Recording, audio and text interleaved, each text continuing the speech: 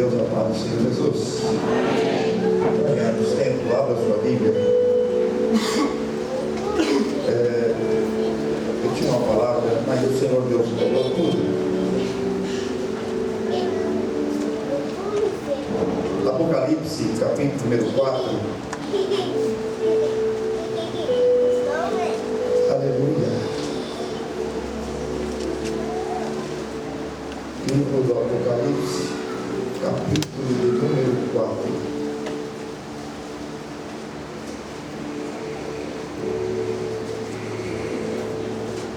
Diz assim: depois destas coisas, olhei, e eis que estava uma porta aberta no céu. E a primeira voz que, como de trombeta, ouvira falar comigo, disse: sobe aqui, e mostrar-te-ei as coisas que depois destas devem acontecer. E logo fui arrebatado no Espírito, e eis que um trono estava posto no céu, e um assentado no trono. Amém? Pode se assentar, por gentileza, você que pode. Quero, antes de ministrar essa palavra, louvar a Deus por esta oportunidade, e em nome do coral Essência, agradecer a cada um que aqui está. Agradecer você visitante, você membro desta igreja, em nome do coral Essência. Agradecer a Deus também, pastor presidente desta obra, nosso pastor, querido pastor, que se deu esse espaço. Também quero agradecer a Deus, pastor presidente, coral Essência, por esse convite tão honrado. Tantos príncipes que aqui tenho, os que me antecederam, eles me chamaram para trazer uma palavra ao seu coração. É bem verdade que se nós fôssemos embora agora, nós já sairemos aqui maravilhados diante de tudo que o Senhor Deus está fazendo aqui nesta noite. Porque a presença do Senhor é real aqui. Não quero demorar na mensagem que o Senhor Deus colocou no meu coração, mas eu quero trazer uma mensagem sobre um tema aqui. Portas, ou as portas do livro do Apocalipse. Para que você grave, repita comigo: as portas do livro do Apocalipse. Nós conhecemos a história do autor deste livro. Nós sabemos que João, já idoso, resistindo à perseguição da igreja, a história diz que os imperadores romanos tentaram contra a vida de João, mas não conseguiram destruí-la. Então Domiciano tem a ideia de isolá-lo, porque mesmo com 90 anos de idade, as mensagens que João pregava traziam impacto sobre a igreja. E assim como acontecia no Egito, quando o faraó perseguia e oprimia a Israel, assim acontecia com a igreja. Quanto mais o imperador perseguia, quanto mais os romanos perseguiam, mais a igreja crescia. Aleluia! Porque a igreja estava firmada, ou está firmada, sobre a declaração de Jesus em Mateus no capítulo 16. Quando uma conversa íntima com os seus discípulos e amigos, disse: quem os homens dizem que eu sou? Os discípulos dizem: olha, uns dizem que tu és João Batista, outros dizem que tu és Jeremias, outros dizem que tu és um profeta. Aí Jesus pergunta para eles: e vocês? O que vocês têm a dizer a meu respeito? Pedro toma a palavra e diz: tu és o Cristo. Aleluia! o Filho do Deus bendito. Jesus olha para Pedro e diz: disseste bem, Simão Barjonas, porque sobre essa declaração que você fez, eu vou edificar a minha igreja, e as portas do inferno não prevalecerão contra ela. João estava com essa promessa, porque ele caminhou. Ele era amigo íntimo. O Apocalipse traz Jesus glorificado. Seus evangelhos falam do nascimento, da criação, do ministério, do sofrimento, da morte, da ressurreição de Jesus. O Apocalipse mostra Jesus glorificado, de tal forma que quando João é arrebatado,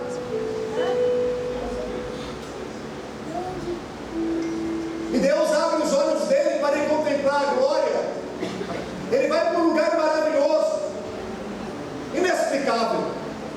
E ele vai dizer no capítulo 1 do livro de Apocalipse: eu ouvi uma voz de muitas águas me chamando. E quando eu olho para contemplar quem me chamava, eu vi um ser semelhante ao Filho dos Homens. Glória a Deus. Os seus cabelos eram brancos como lã branca. Os seus olhos, eles pegavam fogo. A sua roupa era translúcida. Na sua cintura um cinto. Os seus pés como ratão reluzente. Da sua boca saiu uma espada afiada de 2 gumes. Quando eu vi, eu caí no chão prostrado como morto. A glória era tão grande que Jesus manifestou para ele, que ele morre. E é isso que a glória faz quando a glória nos invade. Nós morremos. La séria tuile. Ai, oi, assim, João começa a escrever, porque Jesus toca nele. E ele se levanta e diz: não tema.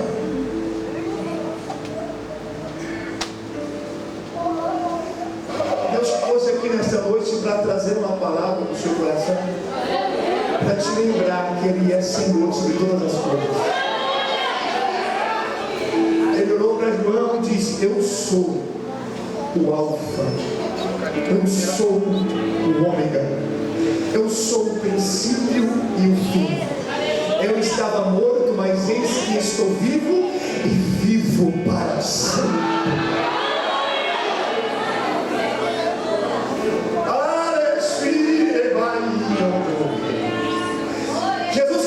Jesus começa a dizer para João: eu quero que você escreva cartas para as igrejas da África. É interessante, meus amados irmãos, amada igreja, que nós temos o costume de escrever carta para Deus. Mas aqui Deus é diferente. Eu vou escrever carta para vocês.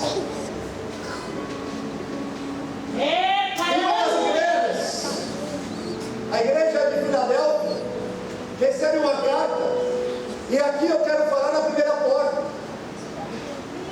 A igreja de Filadélfia, que é a 6ª igreja a receber a carta, estava passando por uma perseguição muito grande.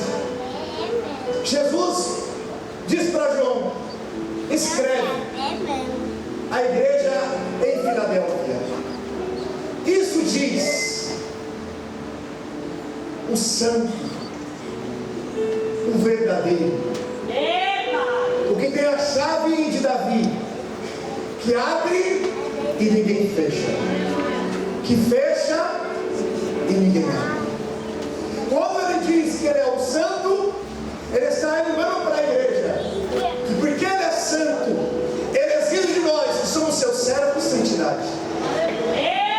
Quando ele diz que é verdadeiro, ele está afirmando que ele é digno de crédito, de credibilidade, que ele é íntegro. Ele diz: eu conheço a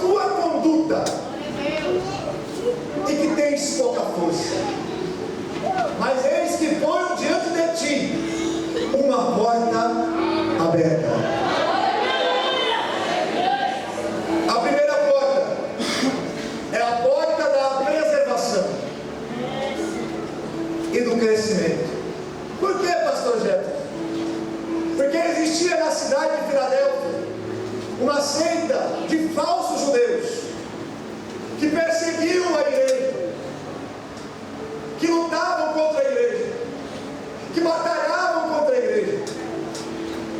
E é interessante, irmãos, que a igreja ela não foi chamada para revidar ataques. A igreja foi chamada para resistir. A igreja não troca socos, a igreja resiste. É o que o apóstolo Tiago disse para a igreja: sujeitai-vos, pois, a Deus, resisti ao diabo, e ele fugirá de vós. Jesus está dizendo para a igreja: olha, eu tenho visto a tua aflição, eu tenho visto a sua luta, que você tem pouca força. Mas a pouca força aqui deste homem, desse pastor e da igreja, não era porque ela estava desanimada, mas porque ela estava cansada de resistir.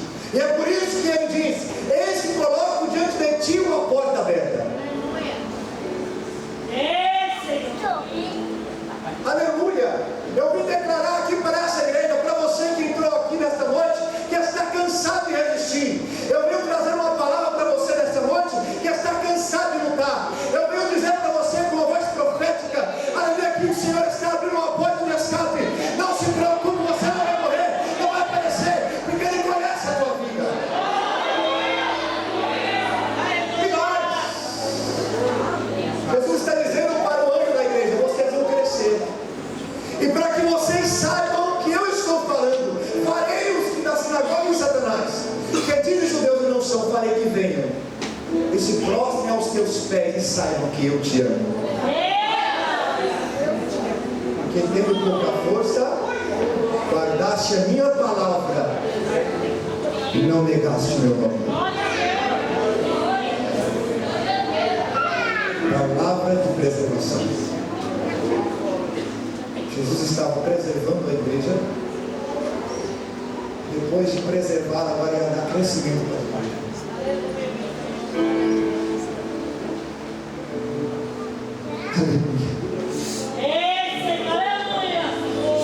A segunda porta é muito conhecida.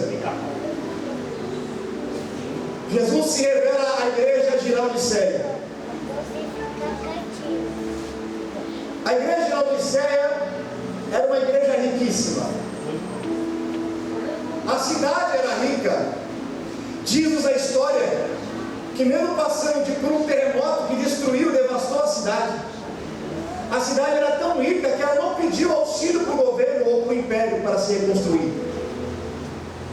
Com as suas posses ela se reconstruiu depois de um grande terremoto.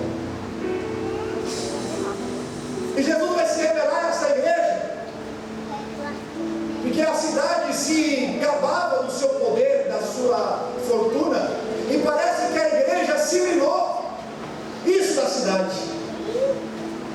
E Jesus diz: olha, a cidade de Laodiceia tinha problemas de abastecimento de água, não tinha água potável, então eles canalizavam a água para os seus habitantes, e por causa do tempo a água chegava morna.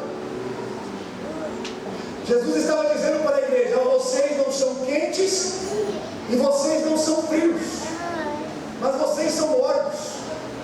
Quem dera vocês fossem quentes ou frios. Quente por quê? Porque a água quente, segundo a ciência, traz benefícios para o corpo. Jesus está dizendo: vocês não estão trazendo cura espiritual para aqueles que estão enfermos. E a água fria nós sabemos que traz refrigério. Jesus está dizendo: vocês também não estão trazendo refrigério para aqueles que estão sedentos. Porque você é morno, ou indiferente, ou insensível. Eu estou a ponto de vomitar. A igreja diz, Jesus diz assim, quando chega na igreja, no capítulo 3: ainda dizes que estou rico, estou abastecido, não tenho falta de coisa alguma. Jesus disse: e não reconheces que é pobre, miserável, cego e que estás nu.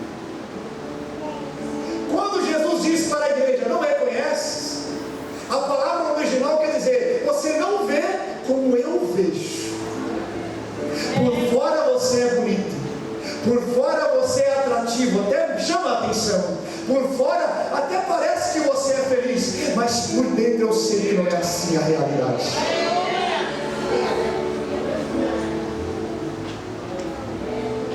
Aleluia. Jesus fala para a igreja: eu te dou um conselho, e como é bom quando você acata conselho, que adquiras de mim ouro refinado no fogo, roupas brancas, ouro refinado para de riquezas, realmente, roupas brancas para cobrir a tua nudez, e colírio para os teus olhos para que vejas. Eu estava orando sobre esta palavra, eu estava perguntando para Deus: Deus, que ouro refinado é esse? Como que eu adquiro ouro refinado no fogo? Aí Deus me levou a 2 Coríntios, no capítulo 4, em que o apóstolo Paulo, inspirado por Deus, diz: olha, vocês, nós, temos um tesouro dentro de vasos de barro. Ouro refinado no fogo é a presença do Espírito. E só há uma forma de receber a presença do Espírito: é através da oração. A igreja possuía tesouros externos, mas tinha perdido o maior e mais precioso tesouro que alguém pode ter, que era a presença de Deus dentro dela. Porque as decisões que a igreja tomava agora não eram baseadas nas suas orações e orientações de Deus, mas as decisões que a igreja tomava porque tinha condições de tomar. Jesus diz, tem uma versão da Bíblia de Jerusalém, quando Jesus diz assim para a igreja, capítulo 3, aleluia, versículo 19, na parte B: se pois zeloso e arrepende-te. Eu falo que a igreja perdeu a presença do Espírito, porque Jesus diz assim, na Bíblia de Jerusalém: recobra o teu fervor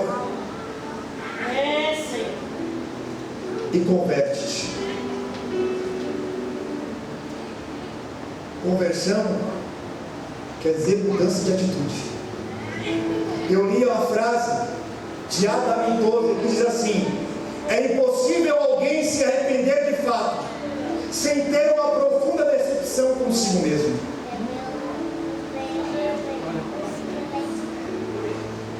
Aleluia. Eu não sei como está a sua vida espiritual. Eu sei que nós nos alegramos aqui nesta noite. Você não pode sair daqui sem esse ouro refinado no fogo dentro do seu coração. A segunda porta é a porta da reconciliação. Por quê, pastor? Porque no versículo 20 Jesus vai dizer: olha, eu estou à porta e bato. É interessante, presbítero Lucas, que o mesmo Deus que abriu o véu, rasgou o véu no meio, que tem a chave de Davi, não tem condições de abrir a porta do coração. A única porta que ele não abre é a porta do teu coração. E ele está dizendo: eu estou à porta, eu estou batendo. Se alguém ouvir, não o batido da porta, mas se alguém ouvir a minha voz, e abrir a porta do seu coração, eu entrarei em sua casa. Não é as batidas que você tem que ouvir, é a voz dele que ele está falando aqui nesta noite.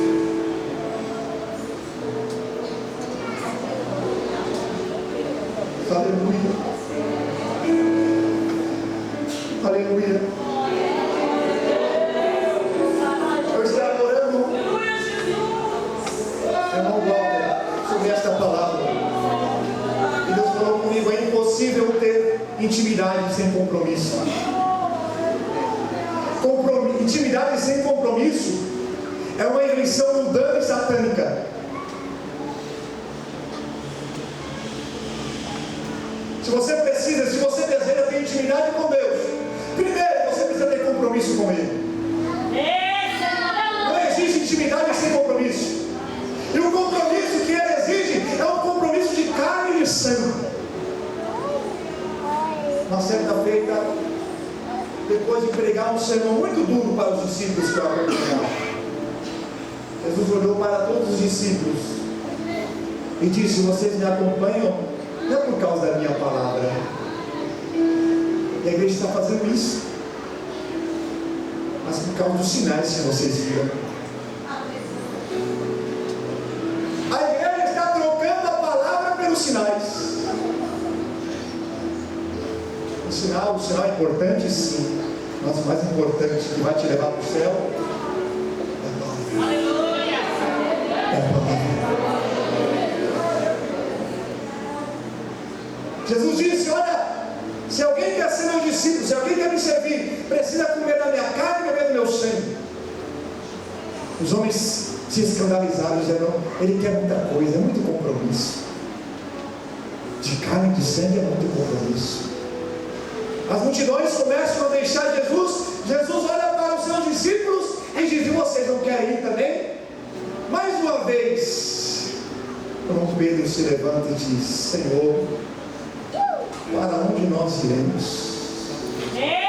Só o Senhor tem palavras de vida eterna. O que você tem aqui, você não vai encontrar em lugar nenhum no mundo.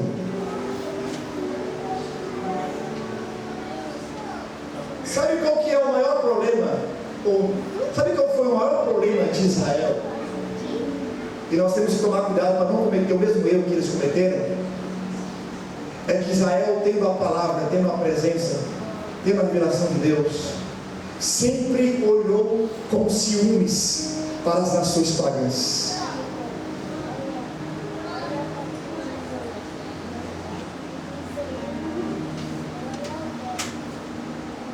Deus está nos chamando para a reconciliação. Ele está dizendo para nós: para de olhar com ciúmes para lá, para o mundo, para as suas ilusões. Tenha um compromisso mais sério comigo, porque se você abrir a porta, eu vou fazer uma festa no seu coração. Jesus disse: ao que vencer, darei que se assente no meu trono, assim como eu me assentei no trono do meu Pai. Só pode se assentar no trono com Jesus aquele que abriu a porta do coração para ele entrar. Aleluia! Aquele que sentou ele na mesa.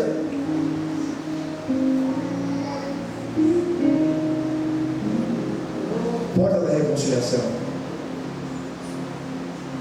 A terceira porta que eu vejo está no texto que nós lemos. Depois de ter escrito as cartas, a Bíblia vai dizer que ele ouve novamente aquela primeira voz. João ouviu aquela primeira voz que ele ouviu no capítulo 1. Quando ele olha em direção à voz que chama, ele vê uma porta aberta no céu. E a voz dizia: vem, sobe. A Bíblia vai dizer que João, nesse momento, é tomado pelo Espírito.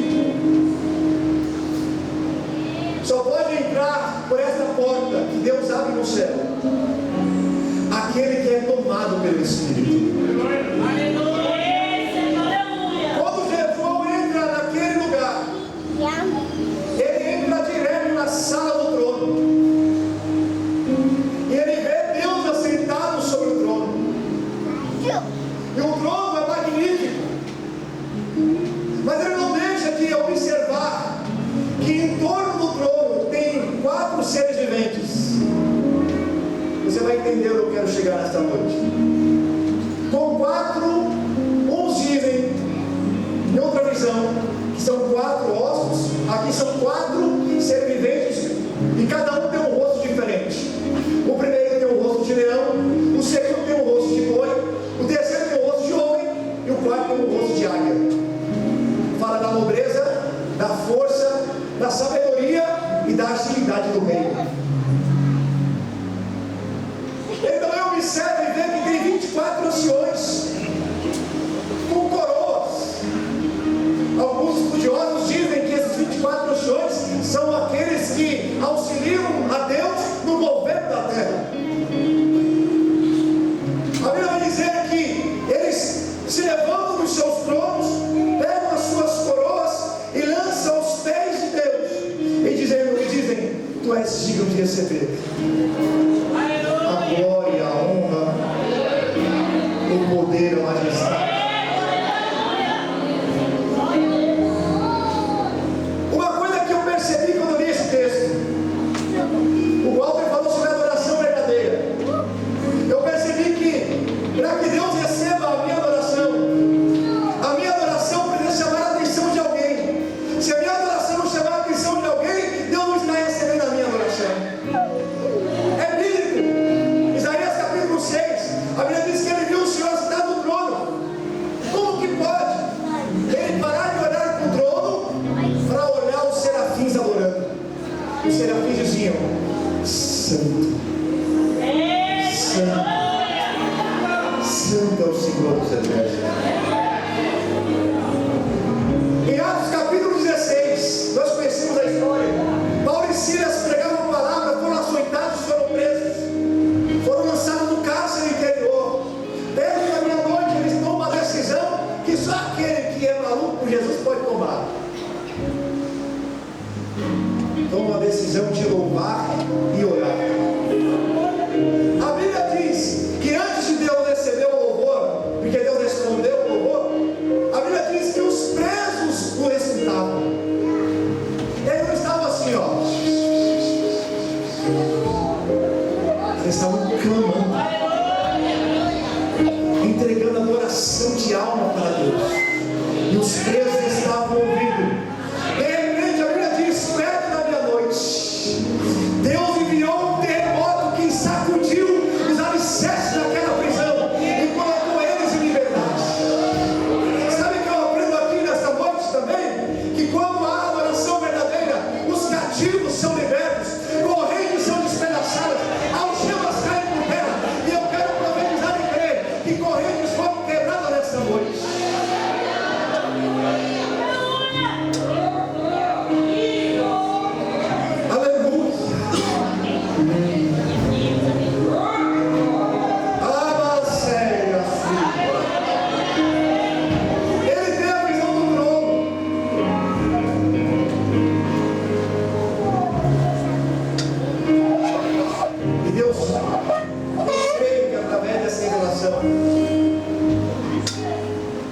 Deus estava dando a João um acesso, ou dizendo para ele, quando ele escrevesse, que todos nós temos acesso à sala do trono.